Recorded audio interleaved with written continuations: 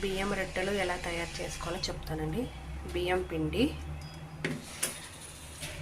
అయిన తర్వాత onions, carrot, దోసకాయ, పచ్చిమిర్చి, అయిన కరివేపాకు, కొత్తిమీర, జీలకర్ర, సాల్ట్, కొద్దిగా కారం, చిటికెడ పసుపు.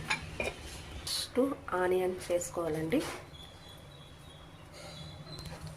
అయిన తర్వాత పచ్చిమిర్చి వేసుకోవాలి. అయిన తర్వాత క్యారెట్ వేసుకోవాలండి. అయిన తర్వాత దోసకాయ, తురిమిన దోసకాయ వేసుకోవాలి. క్యారెట్ కూడా తురుముకోవాలండి. కొద్దిగా కరివేపాకు వేసుకోవాలండి. అయిన తర్వాత కొద్దిగా కొత్తిమీర వేసుకోవాలి. చిటికెడు పసుపు, కొద్దిగా జీలకర్ర, తగినంత సాల్ట్ అండి, ఒక హాఫ్ స్పూన్ అంత కారం అండి.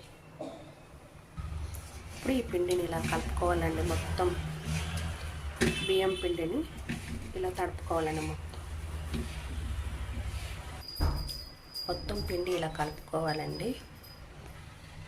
అయిన తర్వాత వేడి నీళ్ళు అండి, కొద్ది పిండిలోకి వేడి నీళ్ళు వేసుకొని తడుపుకోవాలి. కొద్దిగా వాటర్ వేసుకొని వేడి వాటర్ని ఇలా ఇలా పిండి తడుపుకోవాలండి. పిండి చేతికి కట్టుకోలేకుండా కొద్దిగా ఆయిల్ వేసుకోవాలండి. ఇట్లా ఆయిల్ వేసుకొని తడుపుకుంటే పిండిని చేతికి అస్సలు అంటుకోదండి.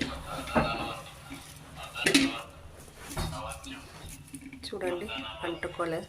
ఇట్లా ఆయిల్ వేసుకుని తడుపుకుంటే పిండిని ఇలా తడుపుకోవాలండి వేడి వాటర్తో. అప్పుడు స్మూత్గా బాగా వస్తున్నాయి బియ్యం రొట్టెలు. ఇప్పుడు ఎలా తయారు చేయాలో చూపిస్తానండి మీకు. కొద్దిగా ఈ కవర్కు ఆయిల్ వేసుకోవాలండి. చేయితో ఇట్లా చేసుకోవాలండి. రొట్టెకి ఇట్లా రౌండ్ చేసుకొని ఇలా ఏంటంటే కవర్స్ ఇట్లా వేసుకోవాలండి.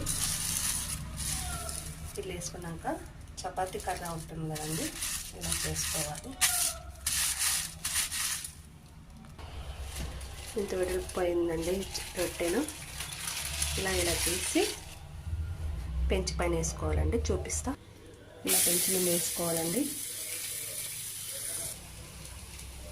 కొద్దిగా ఇట్లా నూనె వేసుకోవాలండి పెంచి పైనకి. చూడండి, బియ్యం రొట్టె చేసినాము కదండి.